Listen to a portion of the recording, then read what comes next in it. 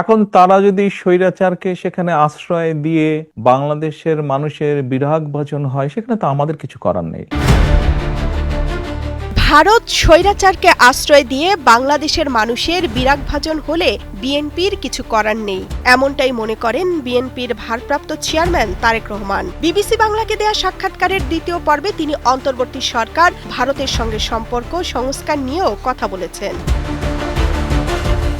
ভারতের সঙ্গে সম্পর্ক নিয়ে অবস্থান কি? বিবিসির এ প্রশ্নে তারেক রহমান বলেন, অবশ্যই আমি আমার পানির হিস্সা চাই। অবশ্যই আমি দেখতে চাই না যে আরেক ফেলানি ঝুলে আছে।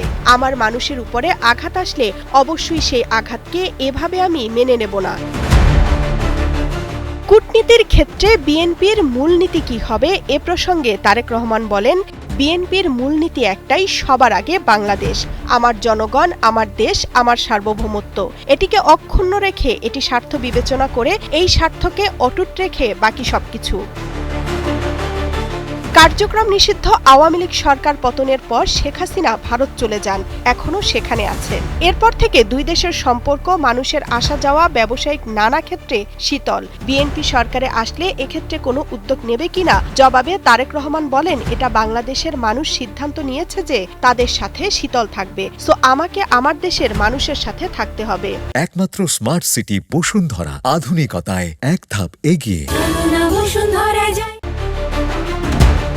বিবিসির প্রশ্ন ছিল, অন্তর্বর্তী সরকারের সাথে আপনার সম্পর্ক কেমন? তারেক রহমান বলেন, যেই সংস্কারগুলো না করলেই নয়, এরকম সংস্কার সহ একটি স্বাভাবিক, সুষ্ঠু, স্বাধীন নির্বাচন অনুষ্ঠিত করাই হচ্ছে বর্তমান সরকারের মূল লক্ষ্য। আমরা চাই অন্তর্বর্তীকালীন সরকার সফল হোক।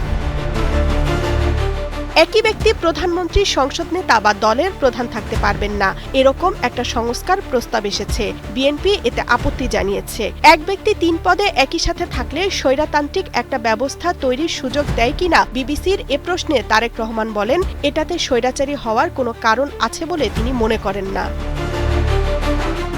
প্রশ্ন ছিল, ৩১ দফা নাকি জুলাই সনদ, অগ্রাধিকার কি হবে? বিএনপির ভারপ্রাপ্ত চেয়ারম্যান বলেন, ঐক্যমত্য কমিশনে যেসব বিষয় সবাই একমত হয়েছে, বিএনপি সরকার গঠনের সুযোগ পেলে প্রথমেই সেগুলো বাস্তবায়নে জোর দেবে। গণমাধ্যমের স্বাধীনতা নিয়ে বিএনপির অবস্থান প্রসঙ্গে তিনি বলেন, আমি গ্যারান্টি দিয়ে বলতে পারি, বিএনপির অতীত সরকারের সময় সাংবাদিকদের গুম করা হয়নি, নির্যাতন করা হয়নি, সাংবাদিকদেরকে দেশ ছেড়ে যেতে হয়নি, বাধ্য হতে হয়নি, ভবিষ্যতেও হবে না। মানুষের আস্থার প্রশ্নে তিনি বলেন, এই মুহূর্তে মাঠে যে রাজনৈতিক দলগুলো আছি, তার মধ্যে বিএনপির দেশ পরিচালনা করার অভিজ্ঞতা আছে। তিনি আরও বলেন, বিএনপির রাজনীতির মূল লক্ষ্য হবে গণতন্ত্রের শক্তিশালী বুনিয়াদ তৈরি করা। তামান্না তাহসিন খান, কালের কণ্ঠ।